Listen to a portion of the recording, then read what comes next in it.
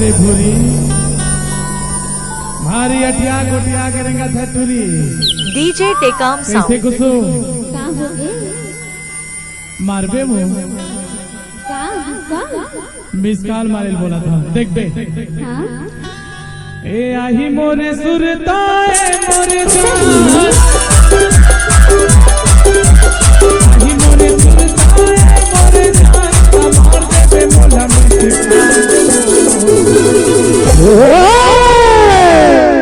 Mix by Virendra बाबू। कब मिले के मन करे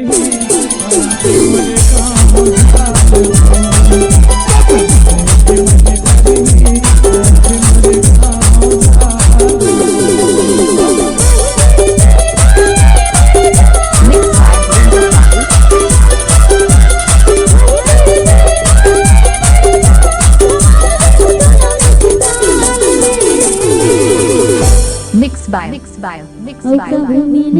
डीजे के मन करे धीरेन्द्र बाबू ये स्कूल पारा तोरे मर बिशनपुर कब मिले के मन करे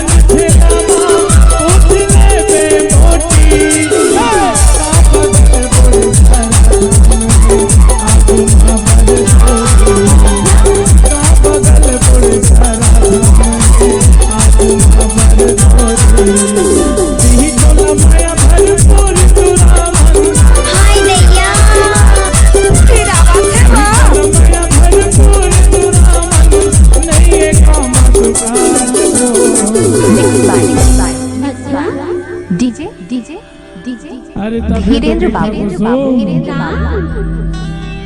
ए मरपा गांव के संगी है वो। अच्छा वोल्टेज कम है तब होला देखा था जोसला जाना था हाँ? आज तोर जनसंख्या ज्यादा लगत तैसे लगते रे ओ तो है अब मोर जनसंख्या भी ज्यादा है तिबर कैसे टूरी मोटी सबसे पहली बात तो ये है दीदी हो कि मैं पहली बार आ जाए गाना गाए बार तब प्लीज मोर इज्जत लमा गजब आइटम है रे। ए टूरी हर मंच में नारी शक्ति जिंदाबाद जिंदाबाद के नारा लगाते हैं। तो हवाई के नहीं जी बताओ तो बना हवाई ना सबका सब प्लीज दिगन एक मिनट हां तय हर स्टेज में हारेस की नहीं हारेस बता मैं हां कितना एकर मोर जोड़ी नहीं खपाए काबर की मैं हाइट है ए है नहीं एकर शादी होगी एकर स्थिति ना एकर हमर जोड़ी खपते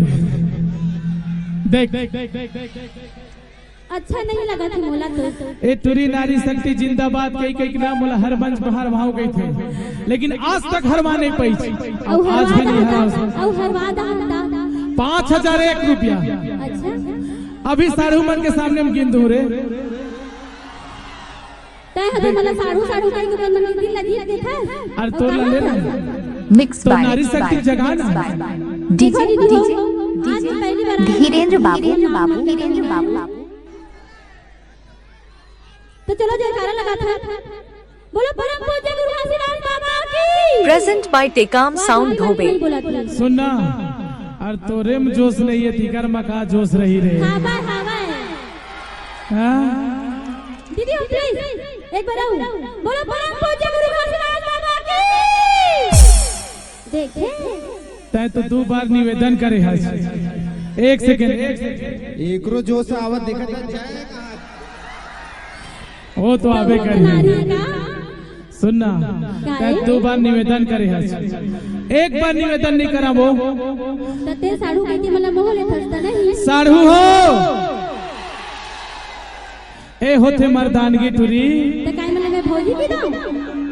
तबे तो कही था, नहीं तो नहीं मला भौजी की दो बिचारी तबे तो कही था मोटी। का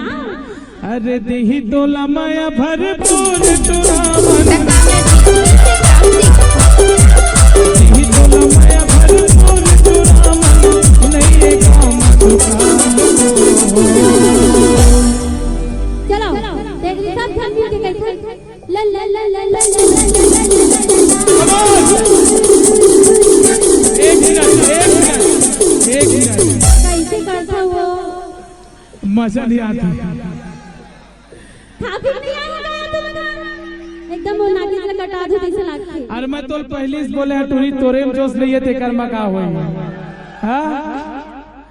मुलत लगते का लगते ज्यादा सोयाबीन बड़ी खा का है। हाँ हाँ देख कैसे कहा तुम लोग चिढ़ावा थे। अरे हमार साढ़ू गोभी आलू वाला है वो, तभी गोभी का सारा के तो गोभी ऐसा लगबे कर ही। अब तू मन जोर दिखाओ नहीं एक बार दोनों हाथ ऊपर करके है ना, सब कोई जब ये लड़की लल्ला ला लुलुरु बोली ना, मैं ये नहीं कहा था, ये वाला लल्ला नहीं कहा था, ये टुरी ज्यादा शौक है, ये टुरी ज्यादा शौक है ना। हाँ मोला तो शौक है चला कहीं ना लगा चल तो एक साथ देना ला है। ला ला ला चलो क्या बात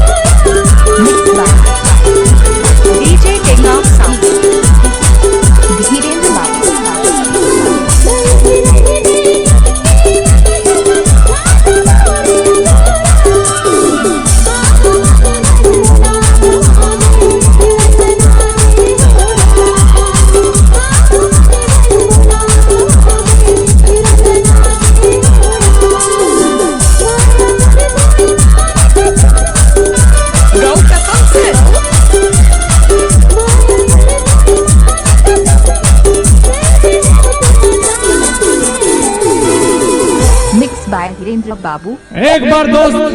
एक बार हे ला ला ला ला ला ला ला